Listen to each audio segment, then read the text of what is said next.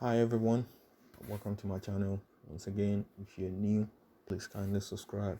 It helps me a lot. Thank you. Today I'll be showing you how to install Windows 11 on your computer. As you all know, Microsoft have released the latest OS, which is Windows 11 for qualifying computers and laptop. But for this video, I have an HP a laptop here that's currently running Windows 10 version 2004. And for you, all you have to do is to go to Microsoft's website and download the health check app to run on your computer and see if it's actually qualified to install Windows 11. If it doesn't, it's going to show you what you need, what your computer actually requires to run Windows 11. Or again, you have to check your updates and make sure you updated your computer to at least version 2004 and higher. But for this computer, I already done that, and then I'm just gonna go ahead and show you how to install Windows 11.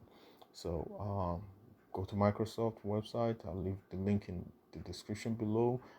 You have three options. You have the Windows 11 Assistant. You have you can create an installation media, or you download the ISO file. But for me, in this video, I will use the Windows 11 installation assistant.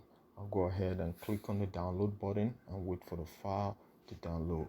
Once the file finished downloading, I'll click on it, and it's gonna bring up Windows 11 for me. I'll click on the accept and install button and wait for it to actually download Windows 11. So it has three steps of download. Currently it's downloading. Wait for it to go from 0 to 100, and once it reaches 100, it's going to tell you, hey, your computer will restart. At this point, you have to save all your files and make sure you don't lose any file, and click on it to install. So and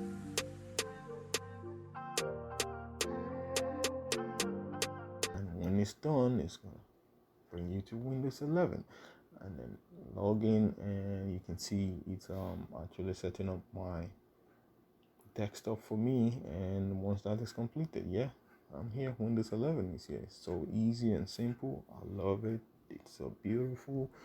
And my Windows license was moved from Windows 10 and then transfer over here, so I don't need to put a new license. You can see everything remains the same. I have Windows 11 Pro 21H2 version, which is the latest version.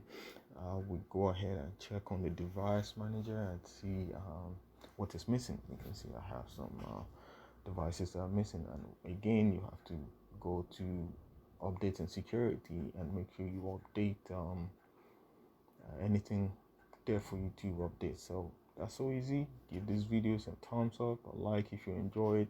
Thank you so much, and I'll see you again.